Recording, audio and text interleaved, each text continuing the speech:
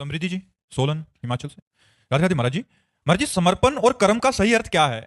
समर्पण बहुत बड़ी चीज है। कर्म तो सबसे होते रहते हैं, कर्म तो सबसे होते रहते हैं। कोई शुभ कर्म करता है, कभी अशुभ कर्म करता है, लेकिन समर्पण भगवान को हो जाना, ये तो पूर्णता का प्रतीक है। श्रवणम कीर्तनम स्मरणम विष्णुपाद सेवनम अर्चनम बंदनम दास्यम सख्य आत्मसमर्पणम। जो भगवान को समर्पित हो गया, धन्य धन्य जीवन उसका हो गया। कर्म एक बहुत अलग बात है, समर्पण एक बहुत अलग बात है। समर्पण बहुत ऊंची स्थिति है। जो भगवान को समर्पित हो गया वो महात्मा हो गया, वो जगत बंधनीय हो गया, जगत पावन करने वाला बन गया। और कर्म करने वाला तो कर्म बंधन में बंधेगा ही, चाहे शुभ कर्म करे चाहे अशुभ कर्म करे। आंचल जी, मथुरा से। राधे राधे महाराज जी। महाराज जी, जीवन में सभी बुरे अनुभवों, असफलताओं एवं दुखों को भाग्य समझकर स्वीकार करें अथवा श्री जी की कृपा करें। आपके द्वारा सत्संग में कहा गया कि भगवान जीवन में प्रतिकूलता देते हैं क्योंकि उनकी हम पर कृपा होती है। इस स्थिति में कैसे जाने की? भक्त कृपा देखता है और संसारी वो प्रारब्ध देखता है। भक्त प्रारब्ध को नहीं मानता, भगवान को मानता है। तो जो भी हमारे जीवन में दुख विपत्ति या कोई भी परिस्थिति आती है, वो हमारे भगवान के द्वारा चयन की हुई परिस्थिति भेजी गई है, जो हमारा सुधार करके, हमारे राग को मिटा करके, अनुकूलता के राग को मिटा करके, भोगों के राग को मिटा करके भगवत प्राप्ति के लिए अग्रसर करती है।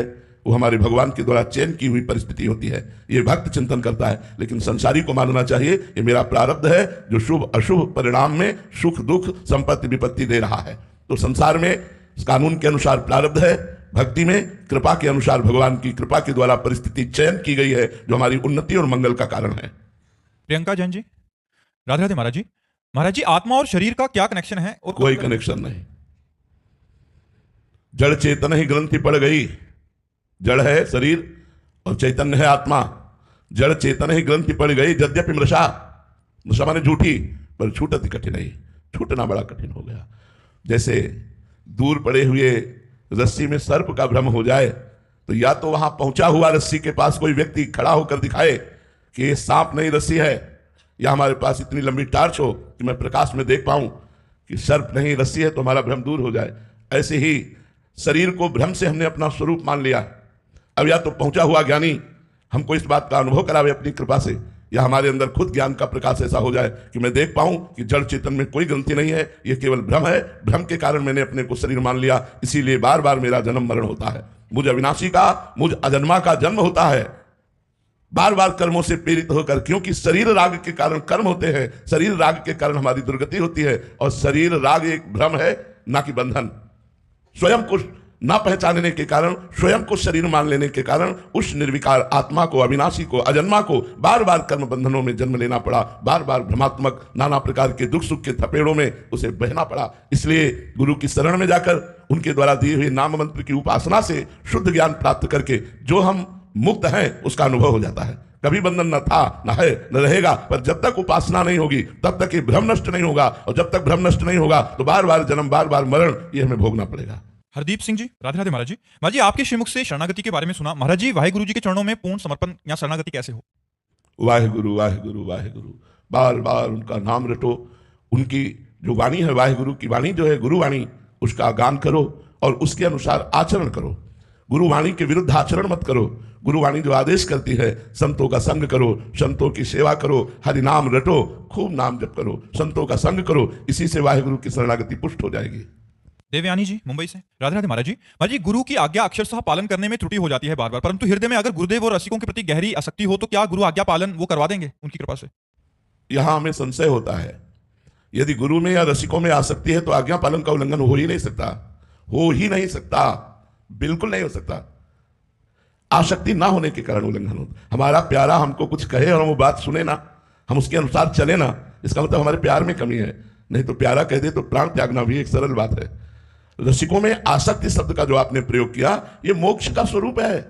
भगवत प्रेमी महात्मा में आसक्ति हो जाए, उनके वचनों के पालन करने में आसक्ति हो जाए तो मोक्ष है, प्रेम है, यही भगवत प्राप्ति है। यही अगर रसिकों में आसक्ति, बात अलग। आसक्ति जैसे किसी कामी पुरुष की कामिनी स्त्री में आसक्ति होती है, जैसे लोभी पुरुष के धन में आसक्ति होती है, ऐसी आसक्ति यदि रसिकों में हो जाए तो मोक्ष का खुला हुआ द्वार है। काम ही नारी प्यारी जिमी, लोभी जिमी प्रियताम। इस कोटि का प्यार गुरु में हो जाए, रसिकों में हो जाए या भगवान में हो जाए, अपने आप इतनी सामर्थ्य आ जाती है कि हम उनकी आज्ञा का पालन करने में समर्थ होते हैं। उनकी आज्ञा का अक्षरशः पालन ना होने का कारण है शरीर राग, शरीर आसक्ति, भोगों की आसक्ति, गुरु आसक्ति, रसिकों की आसक्ति अभी नहीं हुई, जिस दिन हो जाएगी तो भोगों की आसक्ति और शरीर आसक्ति नष्ट हो जाएगी। और जब ये आसक्ति नष्ट हो गई तो आज्ञा पालन में कुछ भी दुर्लभ नहीं, कोई भी आज्ञा दे दे वो सब समर्पित है। प्रमोद कुमार जी उत्तराखंड से। राधे राधे महाराज जी, आपके चरणों में दंडवत प्रणाम। महाराज जी, क्या आध्यात्मिक उन्नति के लिए घर छोड़ना जरूरी है? कब किसने कहा ऐसा? कब किसने कहा? किसी ने कहा क्या कि घर छोड़ना ही आध्यात्मिक उन्नति है?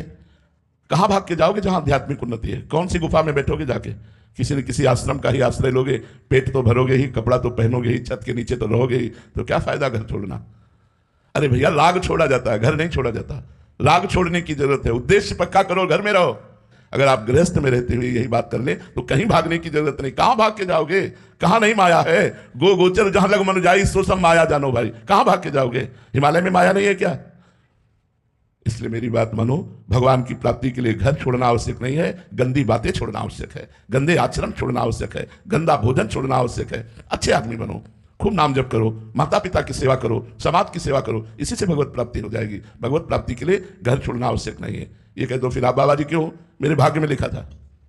मेरे भाग्य में 2 मार्ग हैं, प्रवृत्ति मार्ग, निवृत्ति मार्ग। तो ये सब निवृत्ति मार्ग के भाग्य वाले हैं। पहुंचना दोनों को एक ही है, एक ही जगह पहुंचना है। अगर आप ठीक से चलोगे तो जो हमें भगवान मिलेंगे वही आपको मिलेंगे।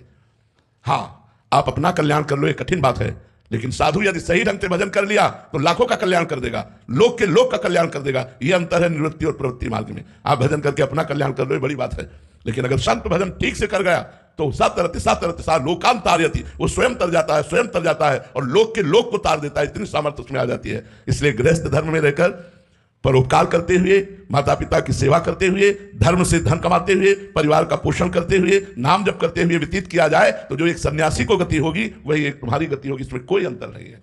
हाँ, अब जिसका मन संसार में लगता ही नहीं है, भोगों में प्रियता नहीं है, उसके लिए भगवान ने निवृत्ति मार्ग बना दिया है। निवृत्ति मार्ग से चलो। और जिसका भोगों में आकर्षण हो, संसार प्रिय लग रहा हो, उसे गृहस्थ मार्ग स्वीकार करना चाहिए और गृहस्थ मार्ग से भगवान की आराधना करनी चाहिए। समझ पाए? किसका प्रश्न था? आप समझ पाए? जी महाराज जी, आप पूछ रहे हैं आगे कि आप अपने माता पिताजी से घर छोड़ने के बाद दोबारा मिले महाराज जी कभी? पिताजी तो सन्यासी हो गए थे तो वो तो मिले हैं, माता से कभी नहीं मिला, क्योंकि घर छोड़ने के बाद कभी हम जन्मभूमि नहीं गए, आज तक जन्मभूमि नहीं गए।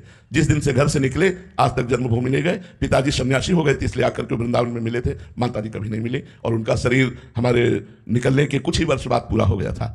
वो माँ का ममत्व होता है ना, तो उस ममत्व में भी वो ज्ञानी थी। अम्मा कहा जाता है गाँव में। तो हमने कहा कि अम्मा आप हमारे मार्ग में कभी बाधा मत बनना। तो उनका आखिरी दर्शन जब मिलने आई थी, उनका आखिरी दर्शन, न कभी तुम हमारे पास आना न मैं तुम्हारे पास जाऊंगी, अपने मार्ग में पुष्ट होकर चलो। बहुत ऋषि कुल में जन्म हुआ तो वो पूरा वातावरण भागवतिक था, इसलिए हमें बड़ा सहयोग मिला, परिवार का भी बड़ा सहयोग मिला। कोई हमें विशेष हट नहीं किया, कोई हमको सतमार्ग से विचलित करने की प्रेरणा नहीं दी और हमको आशीर्वाद ही दिए कि आप जिस मार्ग में चल रहे हो सफल हो, भगवान का तुम्हें साक्षात्कार हो। ऐसा हमारे माता पिता का आशीर्वाद रहा। सत्यम शर्मा जी वाराणसी से। राधे राधे महाराज जी। महाराज जी, भक्ति का सबसे सरल एवं शुद्ध मार्ग कौन सा है? नाम, राधा राधा राधा राधा राधा, इसी से सब पूर्ण हो जाएगा। यद्यापः सकृदेव गोकुलपते राकर्षकस्तच्छणा यत्र प्रेम बताम समस्त पुरुषार्थे पूरे तुच्छता। जो राधा राधा राधा जपता है तो गोकुलपति भगवान आकर्षित होकर उसके हृदय में प्रकाशित हो जाते हैं। जो राधा राधा जपता है तो धर्म अर्थ काम मोक्ष की बात क्या, उसे पंचम पुरुषार्थ प्रेम की प्राप्ति हो जाती है। राधा राधा राधा सबसे सरल और ठीक निशाने पर, लक्ष्य पर हमारा गोल प्राप्ति हो जाए, लक्ष्य प्राप्ति हो जाए, हमारा निशाना लक्ष्य पर लगे, वो भाव अंदर पैदा हो जाएगा। राधा राधा राधा। आप इसमें क्या पैसा लगता है? ना तुमसे हम ये कह रहे हैं व्रत रहो, ना तुमसे कह रहे हैं कोई तप करो, बस राधा राधा पकड़ लो। अगर तुम उत्तम आध्यात्मिक ना बन जाना तो मुझे बता देना। ये मैं पूरे जीवन की यात्रा का फल आपको बता रहा हूं। बचपन से जो भगवान के मार्ग में चलता चला रहा हूं, ऐसे ही राधा राधा नहीं चिल्ला रहा हूं, ऐसे नहीं बोल रहा हूं कि सुनी बात आपको बोल रहा हूं, छाती की बात बोल रहा हूं जो आचार्य ने प्रदान किया है। राधा राधा रटो, सब बाधाएं नष्ट हो जाएंगी, सारे सुख मिल जाएंगे और भगवान भी मिल जाएंगे। विश्वास कर ले, इससे सरल मार्ग हम आपको और क्या बता सकते हैं। यश जी। राधे राधे महाराज जी। महाराज जी, मेरी आज ही शादी हुई है और मैं अपनी पत्नी के साथ आया हूं। मेरा प्रश्न है कि एक दंपति को ऐसा क्या करना चाहिए जिससे पूरे जीवन भर श्री जी का और भगवान का भी मिलन हो जाए और संसारिक। शास्त्र की आज्ञा के अनुसार पति को अपनी पत्नी के प्रति प्राण बुद्धि रखनी चाहिए। जैसे हम अपने प्राणों को कितना संभाल के रखते हैं, हमारे प्राणों को भूख लगती है, प्यास लगती है, हम तत्क्षण व्यवस्था करते हैं, ऐसे अपनी पत्नी की कामना पूर्ति के लिए मुझे तत्पर रहना चाहिए। पत्नी को हर स्थिति में अपने अनुकूल बनाने की चेष्टा करनी चाहिए और पत्नी को चाहिए अपने पति को ईश्वर के समान समझे। पति परमेश्वर माना गया है हमारे सनातन धर्म में। यदि अपने पति को हम भगवत भाव से उनकी सेवा में बनी रहेंगे तो दोनों का दाम्पत्य जीवन उत्तम भाव से चलेगा। और यदि हम कहीं भी धर्म विरुद्ध आचरण करेंगे तो थोड़े दिनों में हमारे दाम्पत्य प्रेम में अंतर आ जाएगा। अब चाहिए, यह हमारी सबसे प्रार्थना है, आप अपने ऊपर केवल मत ले लीजिएगा। आज के बच्चे और बच्चियों में बॉयफ्रेंड और गर्लफ्रेंड का भयानक रोग चल पड़ा है। इन्हीं दोषों के कारण बहुत से दंपत्ति बिखर गए। हम मनाते हैं आपका जीवन मंगलमय हो, ये जीवन यात्रा मंगलमय हो। दोनों खूब प्रेम करो और नाम जप करो, और गंदी बातें जो मन में हमारे दूसरों की तरफ आकर्षित करती हैं उनको दबाओ और दबाकर भगवान के मार्ग में चलो।